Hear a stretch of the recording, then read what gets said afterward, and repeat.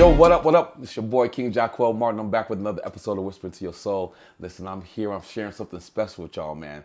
This brother, bro, right here is like one from another mother. Like, I know a lot of people say that, but when I say this is my brother, this is somebody that I trust. This is somebody that I go to for mentorship or conversations, or when I don't understand or I get frustrated. You know how you got a couple of people in that small circle?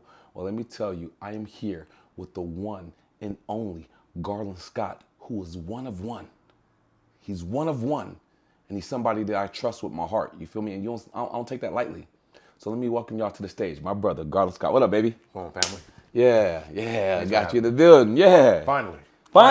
Been a minute. It's been a little second, but it happened right on time. Did.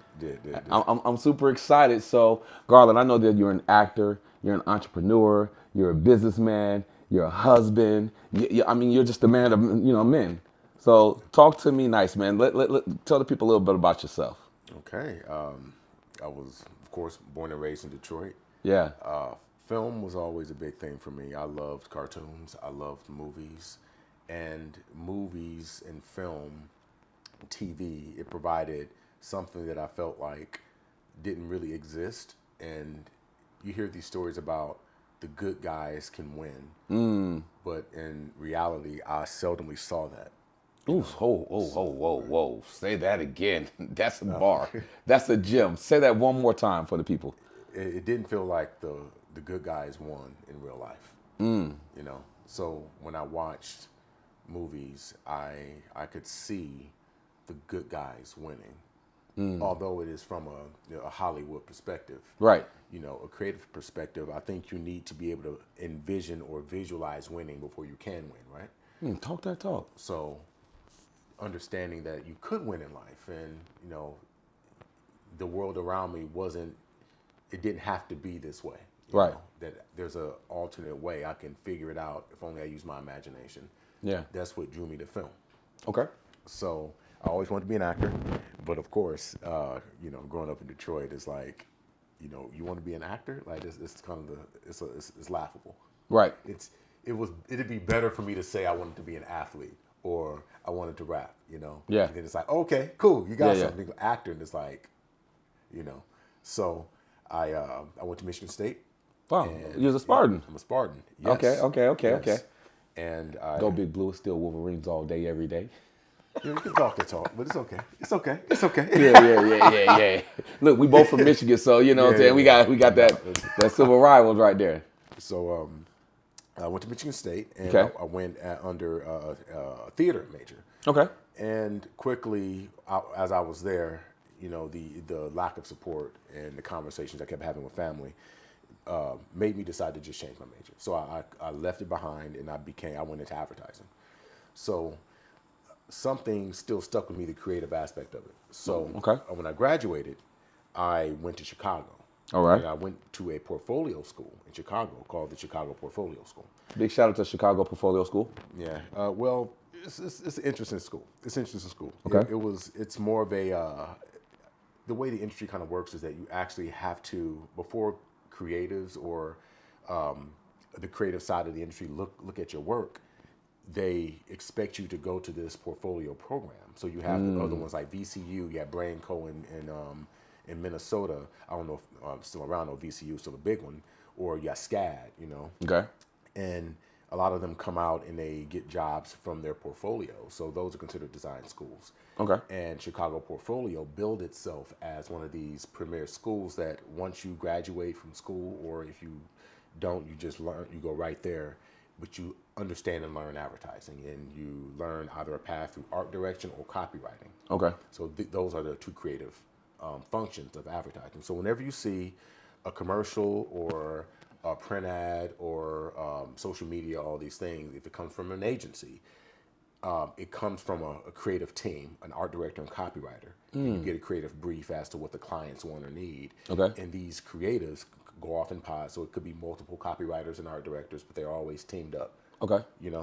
And they work together. They come up with ideas. They pitch these ideas to the creative director or creative leader, and then they whittle them down to send to the client. And whichever one gets picked, if it's your idea, you get to produce it. Wow. So there's a whole process when you Okay. see when it comes to advertising. Okay, that's different. I've always wanted to go like into marketing or whatever else, but what you just explained, I've never heard in my life. Very different. Yeah, you have to be in the industry to understand Yeah. all these things, but most Okay. people don't know. So I went there. I worked at a bar. I was a bouncer in a bar, and I worked as a server at a place called Timothy O'Toole's. Okay. Actually, Mr. T used to bounce there before he got big. So hold on. Yeah. First of all, Mr. T family, I got to work with Mr. T and do a commercial for no Mr. way. T. Oh, no way. And I'm great friends with his son. Big shout out to Mr. T and his amazing family. Yeah.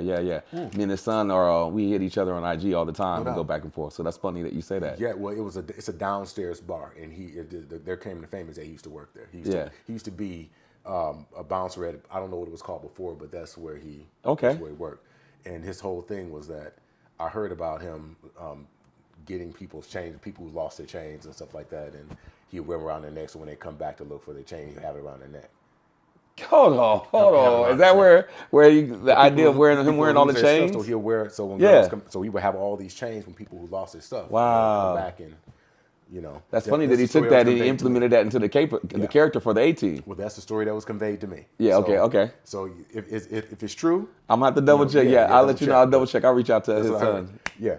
So after that, I got an internship in Colorado. Went to a place called CPB, and they did a lot of like big work for Domino's. So I did a lot of work for Domino's, and eventually I found my way out here. Okay.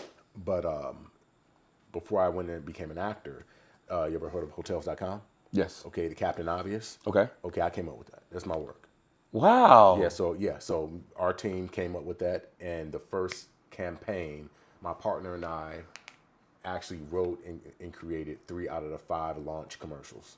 Dude, I'm sitting here with greatness. Hotels.com. Hey, y'all heard that exclusive. Y'all didn't know that exclusive. Y'all better enjoy the exclusive you get. You hear me? Only on Whispering to Your Soul. This is full. That's fire, bro. So then after that, I got hired out here for the Kia brand. Okay. So I was out here. So the last 2 years with Blake Griffin in those commercials. Big shout out to Blake Griffin, Those super are my fan. commercials. Oh no, he's great to work with. Yeah. He's wonderful to work with. So you did the Kia commercials for Blake Griffin. Those the are your last ideas. 2 years of them. Yeah. Wow, Yeah, dude. yeah. That's Yeah, it was fun. It was really fun working with them. Fun working with the team, and I got a lot of experience. But while I was there, something occurred to me is that I'm watching in Video Village. I was watching someone live my life through this screen. So I'm watching other we did the casting process. We did, I'm doing all the art direction, half writing too, because I became a dual creative. okay. So one of his campaigns I wrote. The first one that first year I worked with him, I wrote his whole campaign and art directed. So I did both jobs. Okay. The second year I art directed and came up with the ideas with my partner. Okay. But as I'm sitting in Video Village, I'm watching people live my life, and it hit me in a way that I realized that I was, I kind of knew I was doing it, but it really hit me hard as I really took my creative energy and I transferred it into this other environment, which was advertising. Yeah. But that's not where I wanted to be. Yeah. So I talked to my wife, my girlfriend at the time. Yeah. And I told her I wanted to go back to school for acting. I want to pursue this thing. And she was like, okay, let's do it. I'm like, no, I want to do it. Like, I think this is what I really want. I want to go here. Yeah. And she said, okay. And I'm still like, I don't know where this is going to go. Right. I can't say I'm going to make anything or anything's going to happen. And she goes, well, I think you should try it. I'm like, okay, cool. So I went to the Barron Brown studio. That's where we met. Yes, Barron exactly. Brown Studio. Big shout out to Barron Brown Studios. Wonderful studio. Amazing. Loved it. Shout out to Joanne Barron, D.W. Brown, Sharon, Elaine, Tom, yeah. all the amazing teachers that's there. And Lisa. Oh, Lisa. Yeah, she's great. I went there for 2 years, Okay. a 2-year program, and I started auditioning, and I started freelancing instead of working full time. So my wife was like, she went to a few master classes, like, I think you should really lean into this. Yeah. She was still my girlfriend at the time. Yeah. And I'm like, look, okay, but I'm not gonna be pulling in the money I'm pulling in. And she goes, well, you held me down, I'm gonna hold you down. So we'll cross that bridge when we get to it. I said Come it's not gonna on, be like man. 5 years. It could be never. And she goes, we'll figure it out. You know. Come on, So bro. that's I what need happened. a soldier. That's hey, you hear me? Big shout That's out good. to you. Kudos to you, because I listen very well, right? And two things that he pointed out was he gave up on his dream when people stopped believing in him, right? And then the fact that you were able to be the fire to the flame, because it was always something that he wanted to do, but your support, your encouragement was the gasoline to the flame that allowed my brother Garland to go back after his dream. And everything that's happening, you get to be a part of the nucleus of that. You know what I mean? So it's important when you have the right people supporting you, the right people loving you. You don't need everybody. Sometimes you just need that one person to believe in you and that you'll change their life. And the beautiful thing that I love about it is you saw the sacrifice that he made for you, and you were willing to do the same. And now what y'all have done is strengthen y'all bond through the sacrifices for each other. And not only sacrifices, but the belief. The belief. I believe in you the same way you believed in me. Yeah. And now look what you guys are creating. You know what I mean? It's crazy when you go back and you look over that timeline of life, of where you were and where you are, and the forks in the road, and the decisions of, man, do I still want to do this? Is this it? Is this that? I don't know. And this and those forks in the road. yeah. But when Lot of you doubt, lot stick of- with yeah, it, yeah, yeah. with the right person for all the right reasons, bro, your growth from Baron Brown to where you are right now, Garland, is so beautiful, bro. And as a man, I just want to say I am so proud of you. I love you. It's an example to follow. Your leadership, your guidance, your amazing ability just to be a man. Period. Love you too. And not only that, a brother. Not only that, an example of what a husband should be. Not only that, an example of what a father should be to his kids. Bro, it's beautiful because a lot of times they try to do the black highlight where they talk about us in a negative light. Yeah. But you are, bro, I promise you, the aura and how you carry yourself, not on film, but as a person, is why it comes out on film the way it comes out on film. You're not just a great actor, you're a great person who acts. Thanks, man. And I think that's why the doors of heaven open up for you, because you planted these seeds a long time ago and you've been consistent, you've been disciplined, and you've been faithful to your purpose. And I love that for you. I love that for you, bro. Thanks, man. Yeah. Thank you. Yeah, because I remember we had times and talks where we walking like, Lord Jesus, is this the right thing? I don't know which way to go. Yeah, that's how it happens, man. Yeah, bro, but man, Yeah. that leap of faith. Yeah, it was a leap of faith. It was also, I tried to lean on my experience too. Yes. So I kind of had that. I did have that creative muscle that I built over the years, which actually ended up being a blessing. Yes. And that actually helped me understand story, helped me understand scripts. Yes. So breaking down things, saying things a very particular way. Yes. That helped me in this whole process. That's important. When people stopped believing in you when you were at Michigan State, and you made the choice to say, okay, maybe I need to put this on the back burner. Mm-hmm. Maybe I need to do something that possibly might be more lucrative or better for the situation that I'm in right now. Mm-hmm. What was that moment in time for you like? That's part one. Okay. And then part two, when your girlfriend, now wife, said, no, you should go for it. You should do it. I believe in you and you can do it. Mm-hmm. What was that moment like? So just the first moment of letting it go, and then the second moment of I'm going all in. And even though my situation might not be the same, thank you for believing in me. Here, it was almost expected because and it's a sad thing because I know a lot of people may understand this, or I guess some people may not, but you'll find that the people who know you won't support you as much as the people who don't know you. Ain't that crazy, bro? It's a weird thing, and I think there's a lot of things to it. I guess there's people who have been around you, so they already have decided where you fit in life. So if you do something that's outside of where they say that this is where you should be, Right. It's like, oh, it ain't gonna work. It's not. Right. It's right. not. Okay, this is funny. I remember I was in high school. Okay. And my boy, and I ended up going to a school. I switched schools, and it was this one girl in class. All right. And I was like, yo, I'm like, I knew he knew her. Okay. And I said, hey, I know you know her. And I'm like, and he goes, yeah, I used to talk to her. I said, oh, okay, cool. I said, are you still talking to her? He was like, nah. I was like, all right, cool. I said, hey, can I talk to her? He goes, yeah. He goes, go ahead, yeah.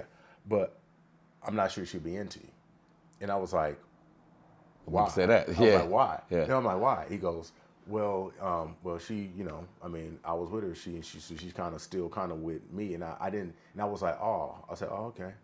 And I was like, maybe. That's an awkward answer. No. I thought maybe he does know her better than me. That's what I'm Yeah. thinking. Cool. But then as I got older, I was like, you hating motherfucker. Yeah. I was like, you. Yeah. The first Yeah. thing, you're not even with her, dog. Yeah. So and it happened like a year after. Okay. I started to think about it. I was like, wait, because I was like, all right, cool. Well, there's a lot of ladies. I'll just take my time. Right. But that thing, as I gotten older, he was like, yo, this is my friend. This is my boy. Yeah. He saw me As competition? is one way, and he saw this girl is something that was in his area, and he was like, "No, you over here, dog. Yeah. This is mine." Yeah. The way he looked at Yeah. it. So even if I was like, "Yo, see somebody I'm attracted to," and then he goes, "Oh no, that's kind of like that's my lane, dog." Yeah. I'm Yeah. like, well, I can go anywhere I want to go. You know what I'm saying? Yeah. So even his mind, that's how it was. So even though he knew me, I got you. he was like, How other people try to put limitations he put on you. the limitation on me because he was no. Yeah. And it kind of made sense. So he was like very unsupportive of that, Or he was fake supportive because he said he Yeah, didn't mind, right. but then he did mind. You know what I Yeah, mean? he did mind. But it happens. It happens.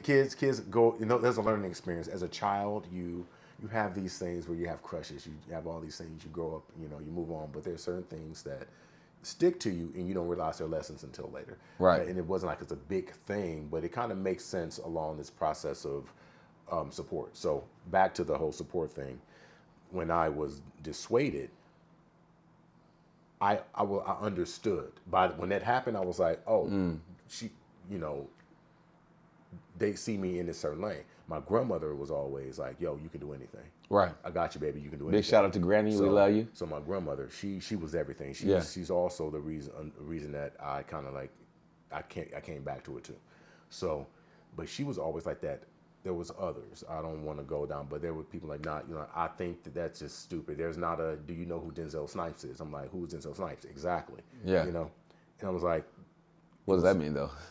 because the window was so small. Oh. The window was so small, how dare I even try? Yeah.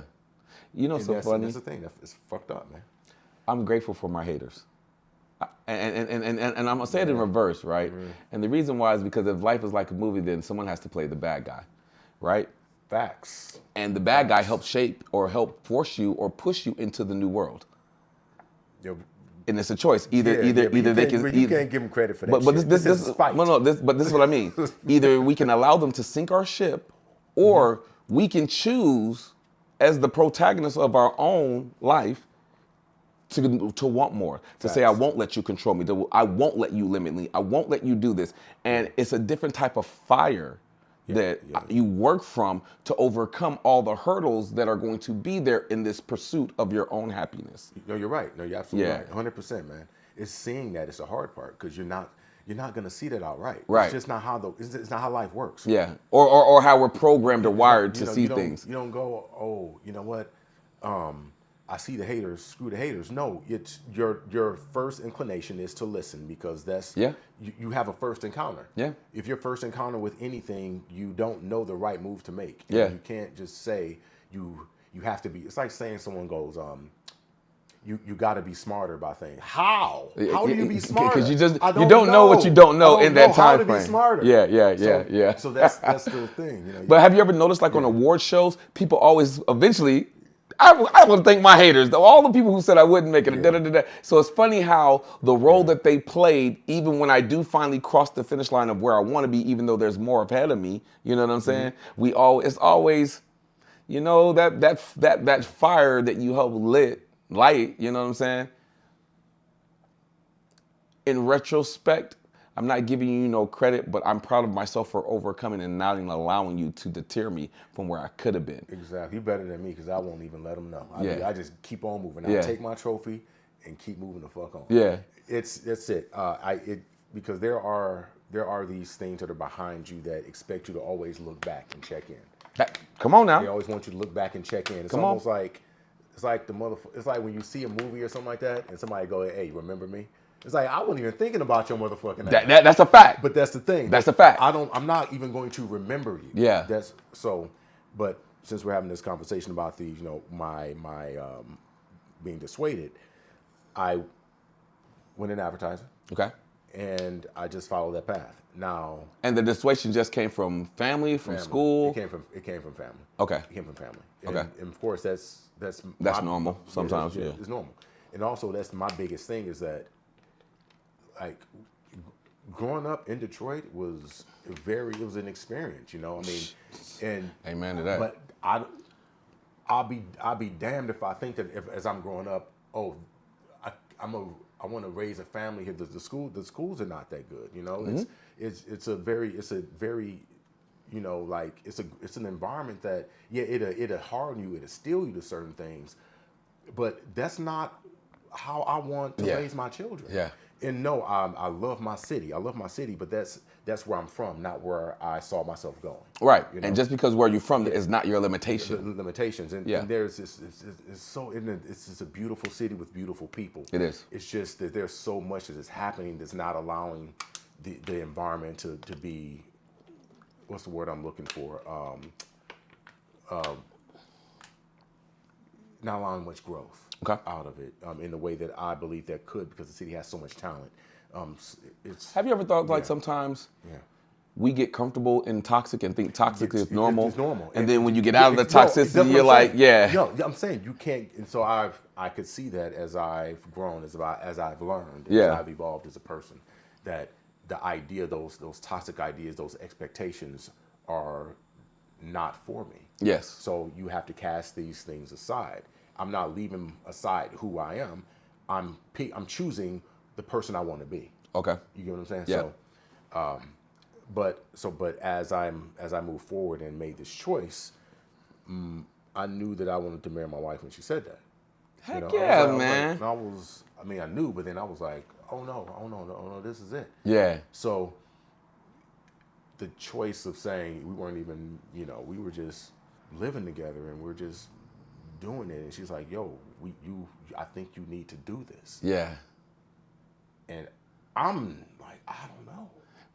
Yeah. I don't know. Yeah. So that was the. But how did it make you feel that she was even supportive, even when you might have had doubt, that she was still encouraging and supportive, and was willing to say, it's not about the money. I still want to support you. It was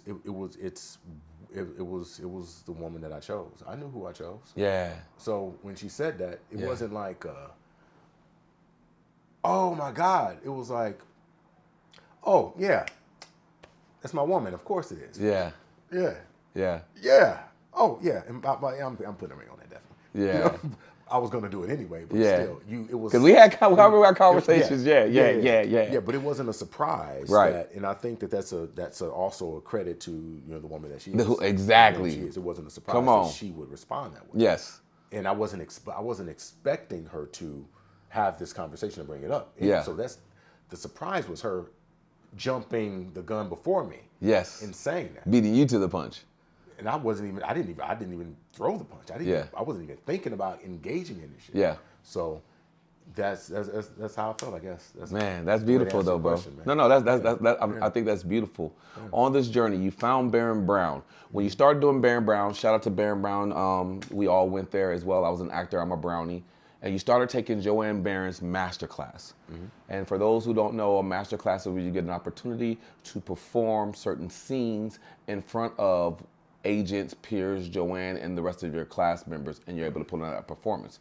And you can find out if you're going to get signed by different agents. It just creates a lot of different opportunities, and it's a great time to learn as an actor things that you can do better, more things that you can bring to the table. It's just another level of what we learned in class.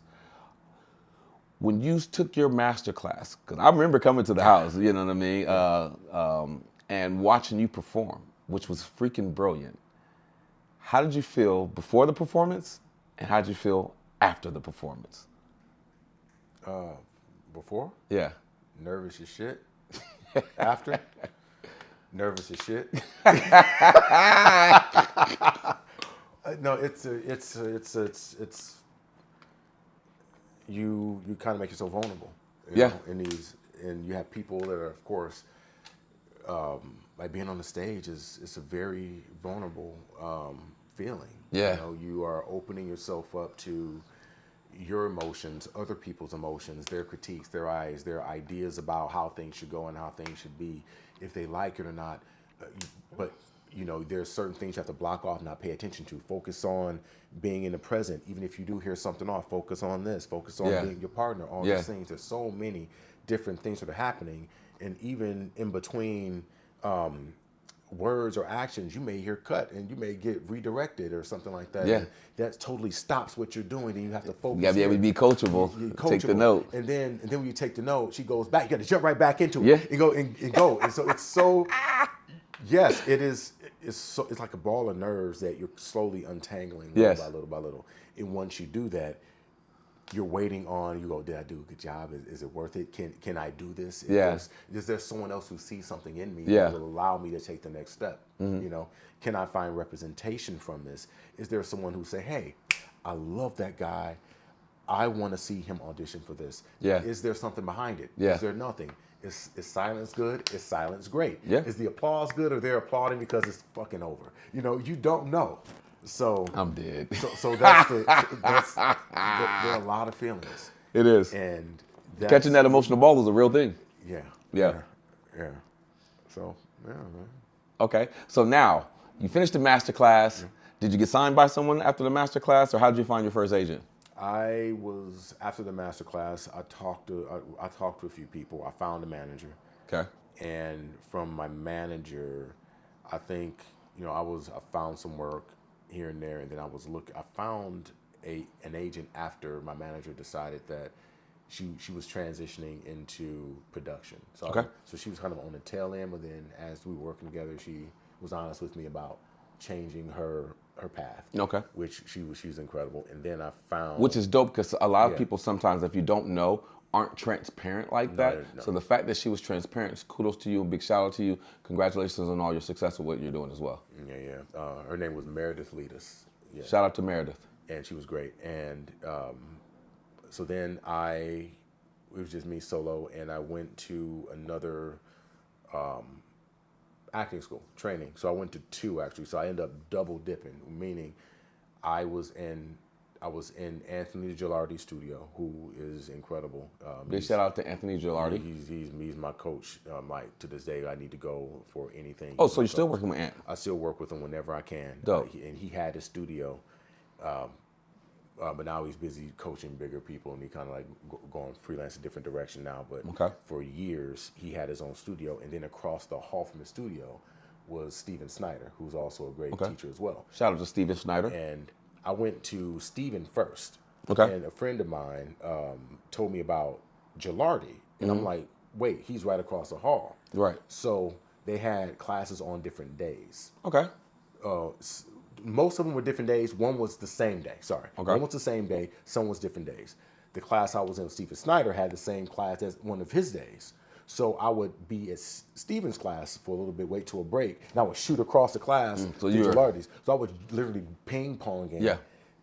I'll get a cold read, a scene, work out, then I would like go in, do it, and I'll dip out and I'll go over here. So I was like kind of doubling up on work. It was exhausting, but it shows the hunger. But it was like, it was great. And then, but through Steven, I got an agent who was great. Okay. And her name is Lori Brevik, and I still love her today. And that's how I booked The Ghost Who Walks. Come on, hold on. Let's get it. Let's get into that right there. Because Yes, if y'all yes. don't know, y'all about to get an exclusive, only here on Whispering to Your Soul from Mr. Garland Scott himself. Hey, The Ghost That Walks was number 1 on Netflix, right? It did drop. It hit number 1. It went to number 7 for 2 weeks. No, it was higher than that. I think it was higher than that, bro. Hey, I promise you, I believe okay. it's higher than that. I hope We're it gonna is. do our Yeah. research on that, but I believe it was higher than that. But the point of it is it still made the top 10 on Netflix, and my brother was the lead actor. My brother, Mr. Garland Scott, was the lead actor. Talk to us about it. That was great. I went out to St. Louis, shot with the director, Cody Stokes, who's Shout out to Cody Stokes. my man to this day. And he has such a brilliant script, and it was grounded. It was a crime thriller that was grounded in humanity. And father just wanted to get back to his daughter after being released from prison. And you have these guys are on his tail, and he's just trying to connect with his family, his ex, and his daughter, get them and get out of town before these other people catch up with him. Essentially, his past catches up with him. Right. And of course, it got picked up by Netflix, and it made it to the top 10. And I'm thinking, wow, this is going to be great. And then COVID hit. Man, tell me about it. So COVID was like, Yeah. and everything just kind of Shook the industry. It just shook everything. People who had momentum stopped. Yeah. And the of course, as what was happening right now, things never really recovered. So I had that, and it was fantastic. The work was good. It got me other auditions, and I found other roles, other parts. Booked a lot of TV, and I booked. After that, I ended up finding a new manager. You did another big film too, right? Yes, and this is when I booked that one. Okay. And this was in the tail end of COVID. I booked Naiad on Netflix as well with Jodie Foster and Annette Bening. Okay, talk that talk. And I was out in Dominican Republic for 2 months shooting that. Wow. It was a great film. Wow. It made it to top 10. Got a couple of Oscar nods from the leads, and so that's 2 Netflix top 10s. Yeah. I'm like, maybe there's something happening. Then I shot my own project, Puncher's Chance. Big shout out to Puncher's Chance. Y'all make sure y'all go watch that. It's streaming. There's a streaming on like almost all platforms. Check out Puncher's Chance for sure. It'll go crazy. Almost got turned into a series. It's about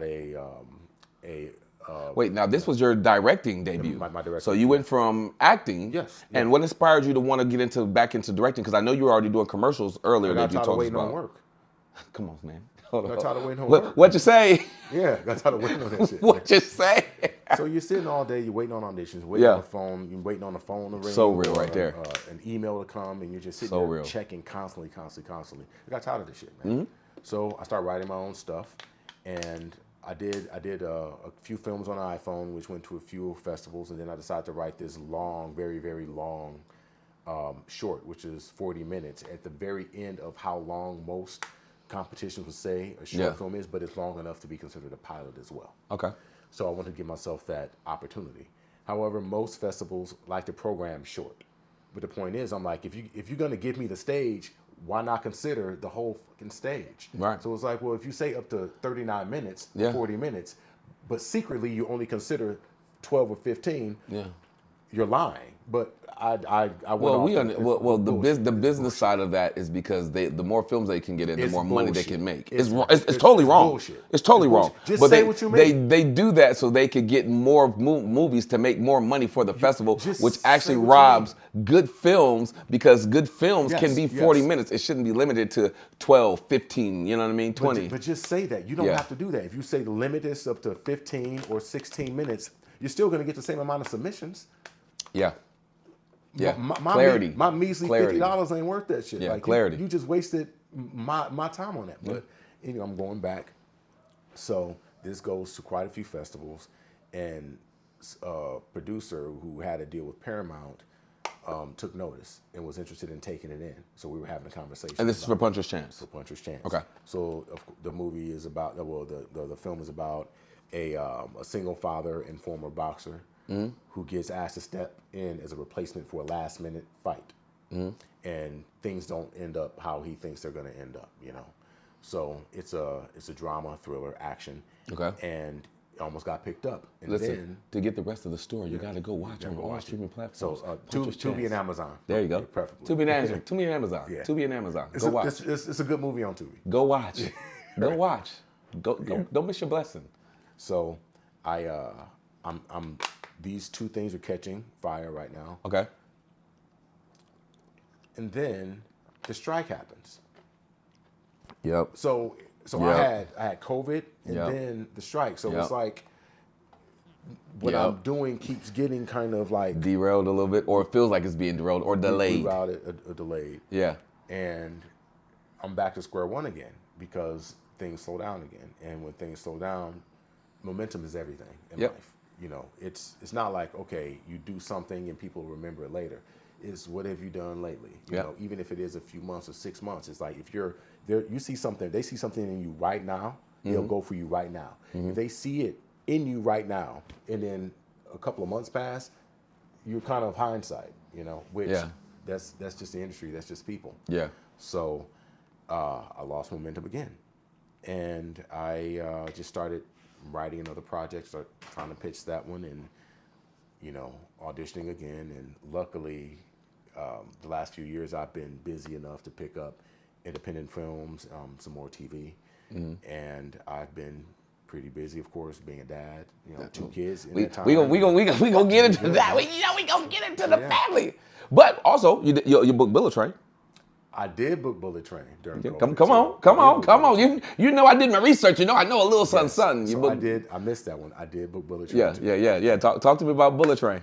It was a quick audition. Turns out I think that they needed a scene added to the film, and it was a quick turnaround. And my wife, like she does all the time, help me with my auditions as well. Yeah. So I do this audition, and my manager calls me, and she's like, "Yo, you booked it." I'm like, "Cool, all right." Y'all saw the demeanor. Cool. Booked it. So I booked it. Hey, that's how you move though. That's how you move for real though. I don't get to. I'm like, I booked it. Cool, got to get to work. Yeah, the first Garland Scott. You hear So.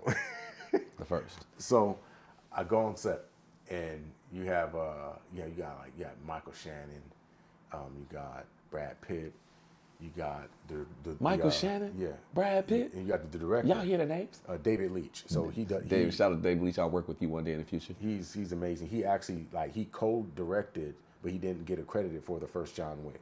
Okay. So he co-directed that, and then he directed Deadpool 2. Wow. The Fall Guy. Sheesh. The dude is his visual style is just beautiful. Yeah. So he calls me and the other guy up to the platform. They built this massive train platform in the fucking hangar studio soundstage. So he goes, all right. So just so you know, you're here because I picked you to, and we're gonna have a good time. And I want you to knock this out. All I heard was, "Don't fuck up, don't fuck up, don't fuck up." that's all I heard. So I'm like, "Yeah, all right, cool." So we end up doing it, and we did the scene, and we're having such a good time doing the scene. Of course, you're trying not to Fuck up. Yes. So that's just how. People are like, yeah, go and have a good time. Man, fuck this. My wife is like, yo, have fun. I'm like, you think this is fun? Yeah, You yeah. think this is a game? Do you understand that pressure? What this is? I'm under that guy. Yeah, so we have a good time. And Yeah. We shoot this scene. I could feel the camera moving on me. I'm like, yeah, having a good time. And I'm like, all I'll keep thinking about is I fucked up. I'm like, maybe I just didn't do it. I don't know. You just don't know. You start getting in your head sometimes. Yes. So Yeah. the next day we come back, and people are talking about it, and I'm like, they're like, yeah, they're talking about how funny the scene was. People are like, oh, the scene, and I'm like, I thought I fucked up. I thought so we end up, it was a 2-day shoot, so Yeah. we did the scene one way, then we did the scene again. Yeah. One was without everybody. Yeah. Then the next day was with everybody. Yeah. So we're talking, and I feel this elbow come on my shoulder, right? Yeah. I turn around, it's Brad Pitt, right? So I'm like, Do. here's the thing. Yes, you look at celebrities. You look at them. Because one, you look. I know people are like, yeah, it's kind of weird. You stare at them like, no, it's. You think about it. It's not weird that you Shout out to stare. Brad too. Shout out to Brad. It's not weird that you stare at celebrities. And let me tell you why. I'm gonna get back to my story, but because if you spend, we talked about having supportive family members and stuff like that, right? Yes. My growing up, I've watched every one of his movies. Yeah. I've invited him into my home. Yeah. I've given him my time. Yeah. I'm Come on. supporting him, right? So when I see him, Yeah. I'm not looking at him like he's just this guy. I'm like, he's a celebrity. I'm like, I know you. Yeah. I've been with you for 20 years. Yeah. I've been with you lockstep for 20 years. Yeah. It's good to see you. I'm looking and I'm like, I'm finally seeing you. You know what I'm saying? It's like, you know what I'm saying, right? I understand perfectly I've what been you supporting you said. for so long. I just ain't met you yet. Yeah, yeah. That's the way I'm thinking. So I'm looking, and he's like, the scene was hilarious. Great work. And I'm like, oh, stop. Like, I'm dead. But I'm like, yo, thank you. I'm like, thank you. That means a lot. And I'm like, all right, the second day 2, don't fuck up. You know, because you go back to that mode that you just don't fuck up. Right. So that experience it let me know that no matter where I go and no matter what I've done, I'm always excited and nervous. And that allows me to still be open and a child and play in this area, because once I stop getting nervous and getting excited, then I'm no longer interested in what I do. Come on now, talk about it. That's what I got from that. And I'm nervous every time I go on set, every time I have a scene, every time, because I care about it so much. Yeah. It's there. You're invested into the character, I'm so who you invested. are. Yeah. You've done your homework. You understand the emotional ball. You understand now. You've already got the lines out the way. Because a lot of times people get handicapped by a memorization, and they can't play moments because they're so busy trying to think about the word. Sometimes sometimes a different word will come out that means the exact same thing. You gotta keep on moving with it. Right. Being word perfect is wonderful. Yes, it's wonderful. They want you to be word perfect. But if your feelings are matching what they need, they're gonna choose that. All day, every day. They're gonna choose that. Subtext is everything. Subtext is everything. So if you can match them up both, fantastic. If you can be there, fantastic. But there's some people who will skip a line. Yeah. You gotta just move. It could be nerves. It can just be how it came out. It can be a lot of different things, but it's not an exact science for a lot of people. Some people it's just memorization. Some people it's feeling. Yeah. Everybody have a different way of working, man. Yeah. So, Now, so Garland, I mean, you named a lot of things that you've done, from the commercials, from directing, from acting on all these amazing levels. So people might see Garland Scott here, right? But they don't know. No. I'm just saying, because I see you like that, brother. Appreciate but they might not really understand the race that you ran to even position yourself. So my question to you is, what was your why? What was the thing that kept you going in the midst of running this race? Because people, a lot of times, Garland, only see the finish line, but they don't see the race you ran, and they don't even know the reason why you're running the way you're running. Because even though you're here isn't even where you want to be. It's not even the tip of the iceberg, but it is a part of your story. So what is Garland Scott? Why? What is your why? I need the good guys to win, man. Y'all see that full circle moment? Remember that when he said he was a kid? I need to see good guys. See, that's called listening. That's called listening. Because he explained that earlier when he was talking about a kid watching cartoons, and he wanted to see the good guys win. Yeah, it's to anything. It's to anybody who operates with integrity, people who support each other, people who are good to people around them. You know, reminding people that anything is possible, or just, you know, if I'm doing a project and someone shows up and is like, yo, I enjoy something you do. I feel like I won. I feel like I'm a good guy that won. I love that. Incremental things, but seeing that the world can also be such a dangerous and sad place to a lot of people. I mean, it's hard out here for a lot of people. you have to be extremely lucky. I'm extremely lucky to be in the position I'm in. No way I would say I would cast off a blessing and be like, hey, I'm just blessed. It's like, no, there's a lot of people who aren't. So I'm taking it in stride. I'm grateful for everything, but those wins can also convince somebody who no longer thinks they can win. And that's the whole point of this podcast. You know what I mean? The point of whispering to your soul is exactly what you said.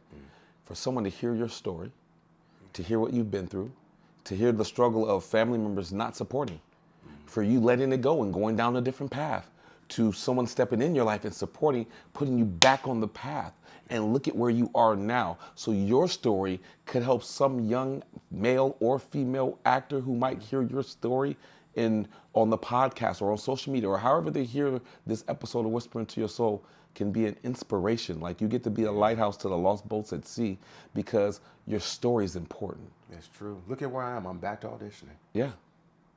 Yeah. Listen. When it's a process, bro. It's funny, man, because we all grinding, dog. Bro, I do security, so when I book ballers, I'm on set and they're like, "Oh, Mr. Martin, Mr. King Jacquel Martin, do you need some orange juice? Do you need this? Do you need that?" You know what I mean? And it feels great. It feels nice to be right? treated nice. Right? It feels good. And then, look, but check this out, Garland. As soon as I was done, I'm back in the parking lot doing security. Back to work. You back to work. Yo, we on set 12, 16 hours and I'm treated like the king that I am. And then as soon as I'm done with that, I'm back to the security, bro, waiting on the next gig. Back to the grind. Back to bartending. Somebody back to doing what they're doing. But I love it. It's wonderful, man. I love it. I remember in the parking lot, I practiced my motivational speeches, because I'm a speaker, so I practice my speeches in the parking lot. People walk by and they think I'm crazy, but see, they see the parking lot, but I see Madison Square Garden. I see the Crypto Center. Yeah. I see me in Spain, Italy, Paris. I see myself in all these different places speaking, and I see the people that I'm speaking to, and I see them applauding. Yeah. You know what I mean? But it's nothing but cars around me. At least that's what they think. Yeah. But in my visualization, because everything starts here. Yeah. And how do you take something out of the imagination to make it real? You write it down, you speak it, you walk it, you talk it, you put a plan behind it, and you work towards it every single day until oh my God, it's here. It's happening. Do you know what it takes to even do that, man? The energy that it takes that people just don't, that's not a normal output, energy output to even be able to imagine that and do that. Be real. The fact that you're able to do that and do that consistently, the energy is like, it's like a nuclear power plant powering the city. Yeah. Listen, we talked about Whispering to Your Soul. I talked to you about this. Yeah, we were talking and now we go from the conversation to it being here, and we're here, and now 40 interviews later, you know what I'm saying? I finally got you on the show, but we've been talked about. I've been talked about this to you, and I was just like, man. You even showed me the logo. We talked about all this stuff. All this stuff, and now even a beautiful setup. Let me tell you. Let me change it. Let me change it like this. You can't get in shape if you only go to the gym one time. Facts. Your dreams can't come true if you only work on it one time. Facts. It's the consistency. Garland is in great shape. Right now, Jesus. Talking about, you hear me? Man, but guess what? Man, you building a move. I see the move, man. You building a move. But Garland, guess what he did today? King, I went out and ran today. I went out and ran before I came on the episode. Man, I boxed today. Man, I was in the gym today. I'm in the gym yesterday, the day before that. No, this is a body of consistency. This is a body of, I said that I want to be in shape, but the reason why I'm not in shape, this is the choices. It's not the fact that I can't be in shape. It's the fact that I ain't been consistent. So I can't be envious. What's the point of being envious when I can do the same work? It's the choice. So you have to start being accountable for the choice. Your results are the results based off of the choices you make. And if you don't like the result, then you need to start making different choices and be consistent and disciplined in the choice. It's not the fact that it can't happen for you. The question is, what are you willing to do to make it happen for you? You got to love you in a whole nother way, like you ain't never loved yourself. Now I'm gonna do you. Now say it again. That's a bar. Huh? Say it again. Say it again. Listen, you gotta love you. And you gotta be consistent. You gotta be disciplined. You gotta be accountable. You gotta be responsible. Do you know what responsibility is? Responsibility is the ability to respond. The question is, will you? My man. Because I can lie to Garland. I can tell Garland, I'm going to the gym tomorrow, blah, blah, blah, blah, blah, blah, blah. But I can't lie to the person in the mirror. Because the person in the mirror be like, boy, you know you didn't go to the gym. You know you was on Xbox. You know you was eating stuff that you ain't have no. You remember, that's why I love Sharon and Lisa. Oh, yeah. Because when we go to acting school, they say everybody knows what it takes to make it. Because everyone always asks that question, what does it take to make it? Yeah. It's not what does it take to make it, what are you willing to do to make it? Are you willing to be consistent in your craft and whatever it is that you want? Because I'm gonna drop this bomb. This is a bomb. This is a bomb. This is a bomb. Get ready, get ready, get ready. Do you meet the requirements of your dream? Every dream has a requirement. Do you check the list off to meet the requirement of what you're asking for in your life, or are you just asking? Hello? To graduate, there's a requirement. To get your license, there's a requirement. To get the job, there's a requirement. Do you meet the requirements of yourself? Because there's only one you. So by default, you're the best you. But the question is, do you choose to be the best? Do you meet the requirements of your dream and the purpose and the things that you ask in life? Do you meet the requirement of loving yourself? Because the requirement of loving yourself is forgiveness, mercy, grace, patience, work. Those are the requirements of love because that's what love is. Love is giving yourself grace for the mistakes and getting back up and doing it again. Kevin Hart said one day, he said, one of the hardest things to do is to wake up and do the same thing every day and not be where you want to be. Oh man, that cuts, man. It's different. That cuts. But will you fall 3 feet from gold? Garland, you could have gave up a long time ago, bro. We had conversations. But you never gave up, bro. And look at where you are now. And I can see my brother on Netflix. I can see my brother on Amazon. I can see my brother everywhere because you didn't give up. Because I remember there was a time period where you were in class practicing. I remember when you wanted an audition. I remember when you wanted an agent. I remember when you wanted a manager. I remember you had to go get headshots. You had to get on casting boards. There was a process way before Bullet Train. There was a process way before a Puncher's Chance. There was a process way before you even got to Baron Brown. And if you look at the game tape of your life, look at all the different processes that you went through. Bro, you've been planting the seed a long time ago. Facts, yeah. And all it took was a kind word from your beautiful girlfriend who turned into your beautiful wife to believe in you. For now, you guys are in the harvest. Yeah, absolutely. Of something that you talked about so long ago. Yeah. Yeah. Ain't that crazy? You gotta trust the process, baby. The thing is, how about we, it'd be a good thing to say, how about we just normalize just like it's not crazy at all. Boy, that's a bar. Say it again. Say it again. It ain't crazy. It ain't crazy. So if we normalize like people like it's like this is life. It happens. It's supposed to. Say it again, please, for the people in the back of the church. Saying it's supposed to happen. It's supposed to happen. I think that's if you think about it like that, we look at these things and we're like, I can't believe this happened, or I can't believe that. And it's like, no, I'm not gonna cut that. No, you should believe it. You should believe it, and because you're kind of always giving yourself like crumbs, and you prevent yourself from actually really like accepting.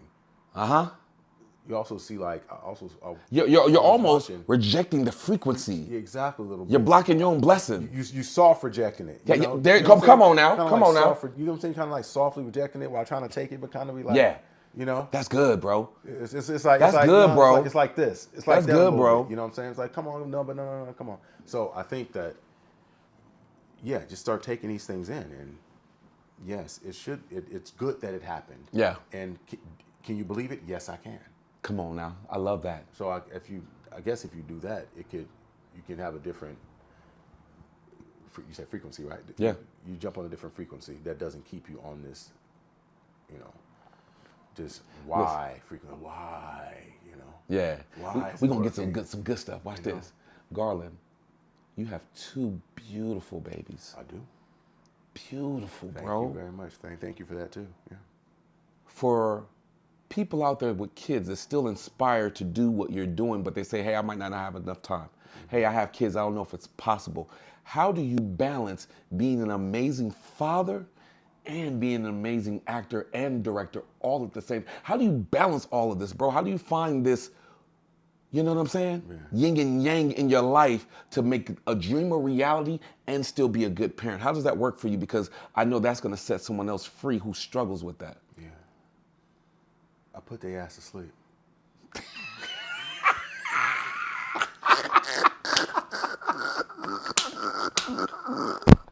It's called called bedtime, motherfucker. Oh! Bedtime. All jokes aside.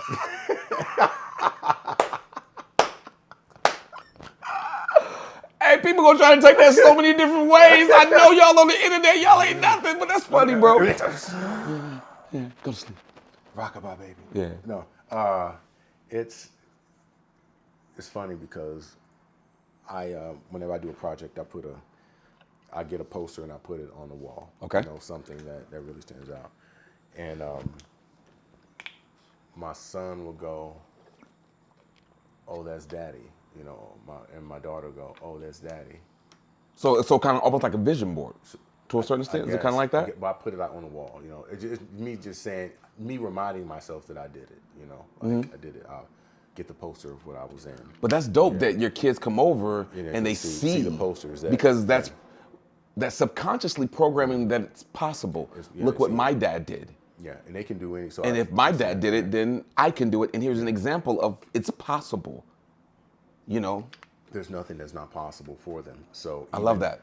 It's even in this funny because there's nothing that's not possible for them. Even in the way that I always give them room to negotiate, even bedtime. That's dope. Even when they want a snack, I will be like hard stance them. I'm like and then so I can even see how they would like navigate things. Yeah. But also there's some times that they won't. I have to tell them 3 times to listen, but I know why because I'm doing that. But they'll still try to complete their task if they're doing something. If they're into it, they'll try to complete their task. Yeah. And I don't want my kids to feel like every time I say something, they have to jump and because there's gonna be certain times where I'm gonna need them to do that. Right. I want them to understand the difference in when they need to versus being programmed into them when I say stop and they turn versus hey stop and they'll go okay why. You want them to have the understanding of it. I like that. So I'm not trying to train them to be instantly responsive to my commands, you know, but I want them to be responsive to understanding why I'm saying things. So you want your kids to be able to, you're helping your kids filter being able to make educated decisions on what's what. So what's possible, That's good. Even when I do something, I'll be like, really all right, good. I'm like, no, you can't do that. And they'll go, but why? And I'll go, okay, this is why, versus crying. Or then they'll go, but why? And I'll say, but this is why. And they'll go, okay. But then I'll say, no, you can't have that. But why? I'm like, well, you didn't eat your food. I'm like, well, can I eat it now? I'm like, yeah, you can eat it. And they'll eat it. And can I have it now? I say, yeah. They could have just took it and just cried. Right. They say, I'm not getting it. That's good. They go, but why can't I have it? I'm like, because you didn't finish. Oh, that makes sense. Well, bro, I love that because I used to do this analogy when it came to motivational speaking, and it was the alphabet, right? And in the alphabet, there's 26 letters, and then you have your vowels, right? Yeah. What are your vowels of the alphabet? Vowels? The vowels in the alphabet. What, A, E, I, O, U, and then sometimes Y. Right? And I'm like, that's a program. And they're like, what are you talking about, King? I said, think about it. We say things so fast we miss it. A, E, I, O, U, and sometimes Y. Well, why is it and sometimes why? Sometimes Shouldn't you always want to know why you're doing what you're doing? Exactly. Yeah. Because when you don't ask why, you're only doing it because you're programmed to. And you're teaching your kids not to be programmed, but to understand the why. Right? Yeah, and then, so what if I slowed it down though? Because we like A, E, I, O, U, and sometimes why? What if I said A, I, O, U, and you don't even know why? A, I owe you, and you don't even know why because you only ask why sometimes. Right. So you're programming your kids to understand why they're doing what they're doing so that way they can continue moving forward, not based out of fear, but based out of understanding. Exactly. And I think that's beautiful, bro. Thank you. And that's why, man, that's dope. So check this out. So I bought him a pair of J's, his first pair of J's. Okay. Last week. Shout out to MJ. Last week. Okay. And he doesn't know how to tie shoes yet. I just bought the J's. I said, I got a surprise for you. Picked him up from, after school care. And he goes, all right, what is it? Is it sweets? Is it candy? Blah, blah, blah. But no. So he sat at the island, and I took the shoes out, put them down. And he opened them up. He goes, oh, these are great. I want to wear them. I said, these have shoestrings. and you can't wear these shoes until you learn to tie your shoes. Gave some motivation. You Yeah, learn it yeah, till you yeah. learn the time. Like that. Man, boy, he went. That was the most hardcore 30 minutes of my life. Yeah. Of him trying to learn. He learned to tie his shoes. Yeah, because he had a goal. You gave him a goal. And he was like, I learned to tie my shoes, and it was like, Yeah. just like that. Yeah. And my wife was like, wait, what? I'm like, yeah, I just had an idea. I'm like, yo, I got him. And That's dope.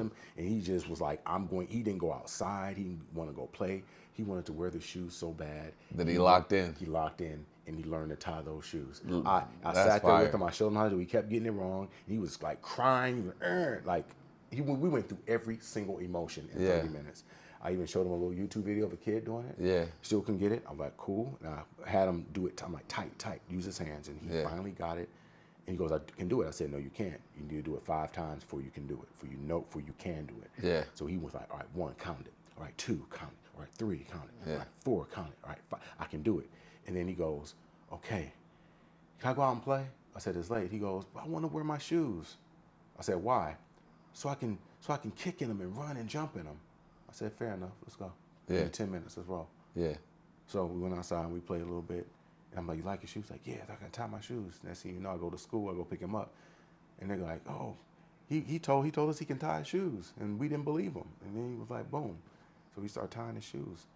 Like, there's no impossible. It's amazing when you understand the goal. Yeah. What can happen in life. Hello? Yeah. It's amazing when you understand your assignment, your purpose, and you lock in. A lot of us are prisoners of distraction, and that's why we never meet the goal, or we never get to where we want to be. And Les Brown says the richest place is the graveyard from all the unborn ideas. The shoulda, coulda, wouldas, but didn't, because we had so many different distractions on the way. Yeah. You know.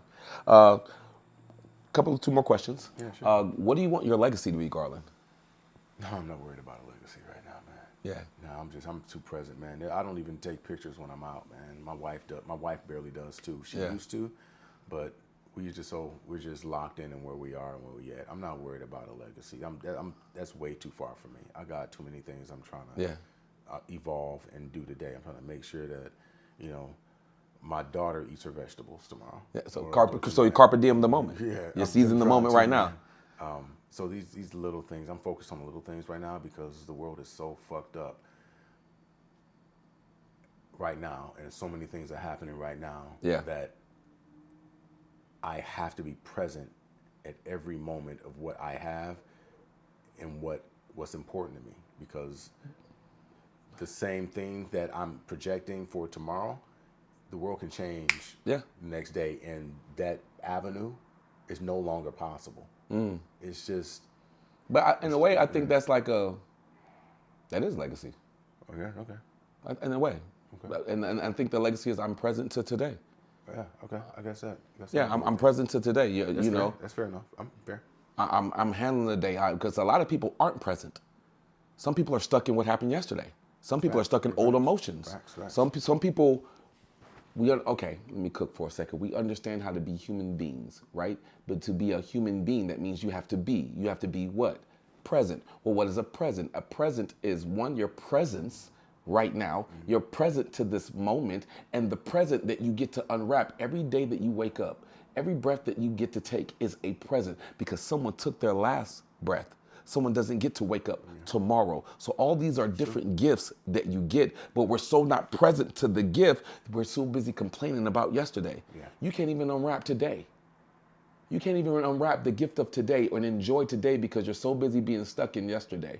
And there's my homegirl in Fifi. Her name is Fifi. Shout out to Fifi in Alaska. Fifi used to say, if you focus on your past, eventually your future will become your past because you never look forward. Yeah, because you're too busy focusing. Because you're too busy focusing on yesterday. Yeah. So I love your answer to legacy. You said I'm present. I'm not worried about what's happening 2015.